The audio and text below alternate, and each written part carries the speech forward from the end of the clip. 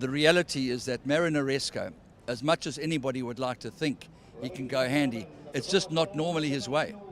Yes, I think his asset is saving his energy and using the turn of foot of his. It's going to be difficult coming from a bit off them today because the horses are staying on up front. I'm going to just have to hope for a nice hot pace, and I'm sure he'll be finishing strong. So no pressure for you? No pressure. Pound for pound, this jockey can match the best. A natural horseman with great judgment. The same colours as the remarkable Pocket Power. Bring down the house for brilliant Bernard Fader.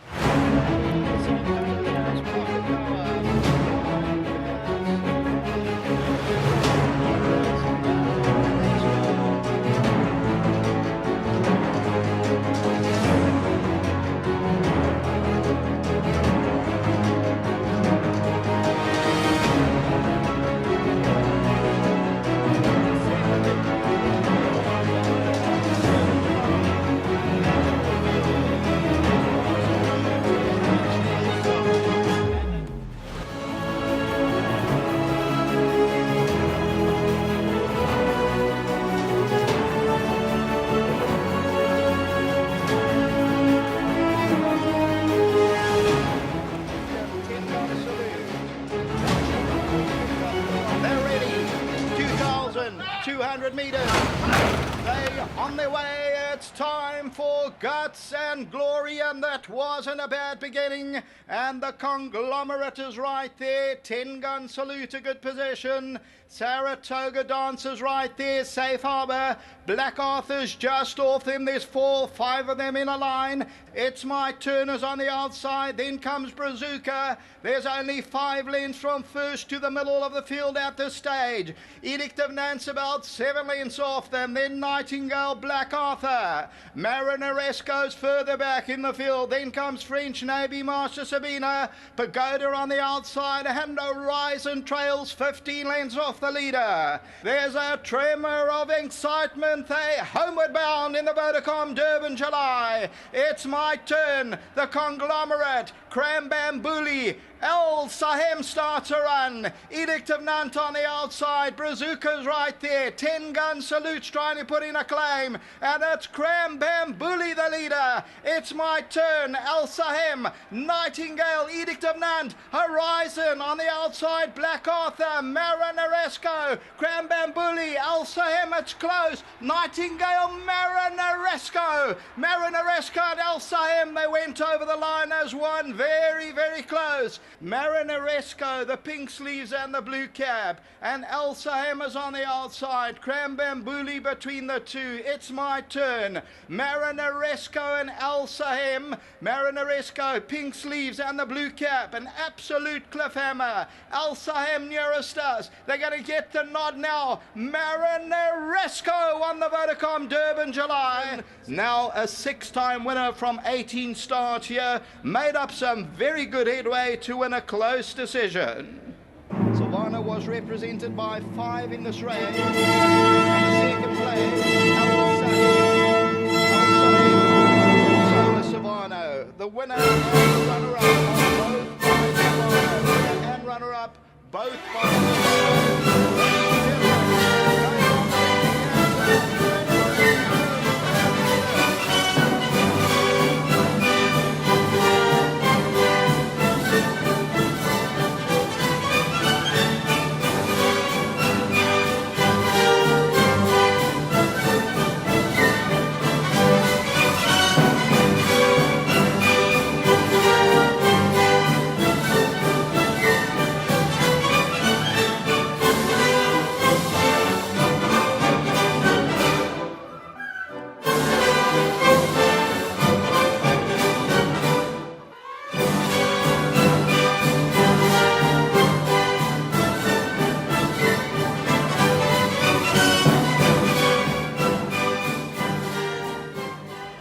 I've got so much horse underneath me, I just need to get a split, and I was just waiting for him to get going, and then I gave him a few small little taps on the left, and he took off, and I was like, oof, I think I'm going to get there, and it was so close, I wasn't too sure, and Samanga said, no, I think you got it, and I was just very happy, it's a relief. I got just well done to all the connections. This one's especially for Mr. Bass and the whole team.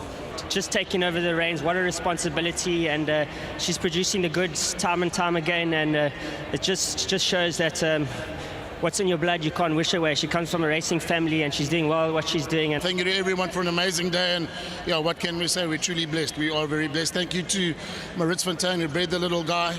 There's so many people to thank, but special thank you to Jill, who put up with all our nonsense and organised all our stuff for us. So thank you very much to Jill. Guy will receive his sash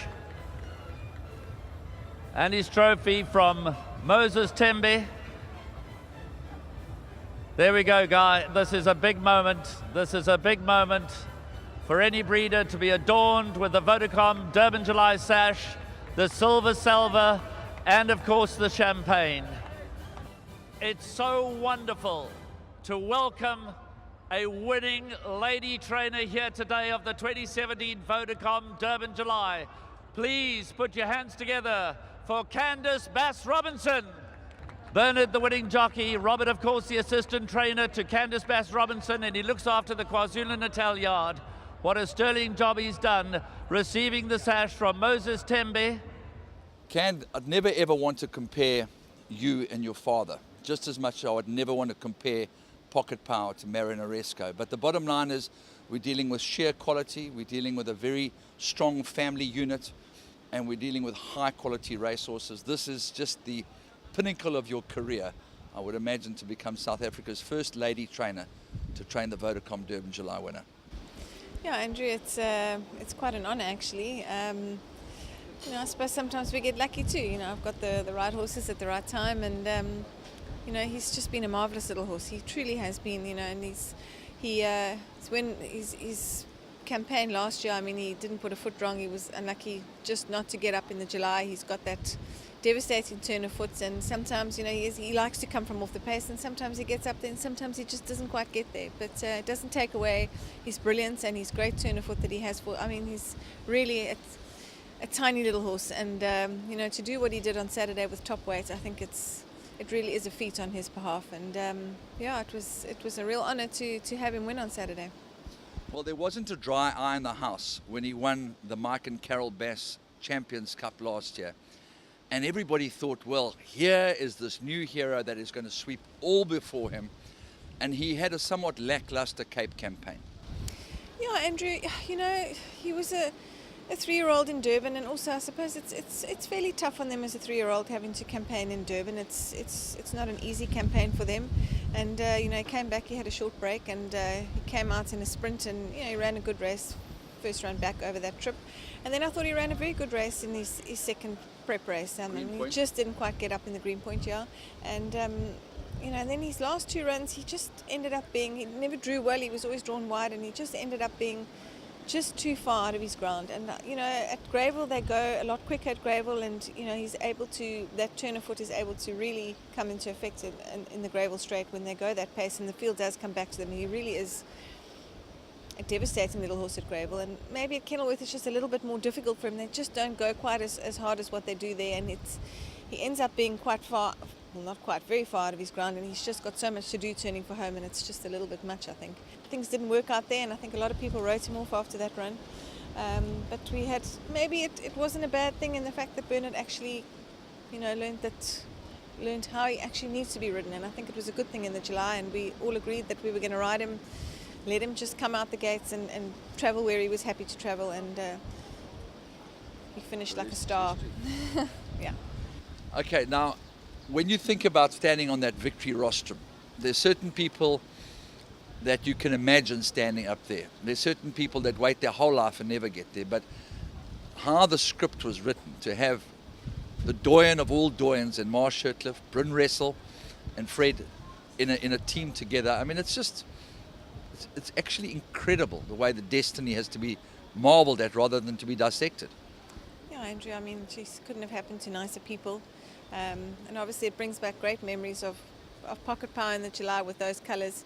Slightly different partnership, but just, having Bernard on the horse too. And words don't describe what it feels like to be up there and to stand up there and win a July. It's just the most awesome feeling, and I don't think there's much that can replace that. it's very, very hard and very seldom that you can give weight and start. He did both. At what stage of the race did Candice Bass Robinson think, well, I think we can win this? Candice Bass Robinson actually didn't even know we'd won the race going through the finish line. Andrew, I had 3 horses in the race, and I was trying to watch all 3, and I ended up, as they turned for home, I kind of had my eye on Marinaresco, and I was watching Nightingale. And then as we got sort of the last couple of 100 metres, I took my eye off Marinaresco because he kind of dropped back a little bit, and Nightingale was in the firing line. Yeah, he was just a little bit, he was still a little way off those horses. And Nightingale was in the firing line, and Horizon was in the firing line. Yeah, no, and I kind of took my eye off him, and I was watching those 2 going to the finish line, and I didn't actually even see him pop up on the inside. In fact, most people at our table actually didn't even realise till I'd watched afterwards. So I actually thought we'd maybe run 3rd or something like that. I had to rewatch the replay to actually see how he popped up on the inside there, but it was great.